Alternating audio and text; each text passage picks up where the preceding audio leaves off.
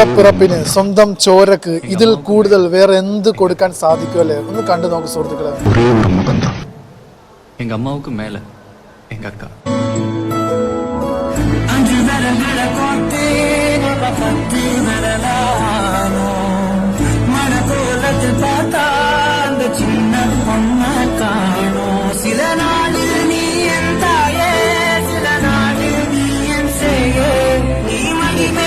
സഹോദരി ഒത്തി വിതുമ്പി കരയുവാണ്.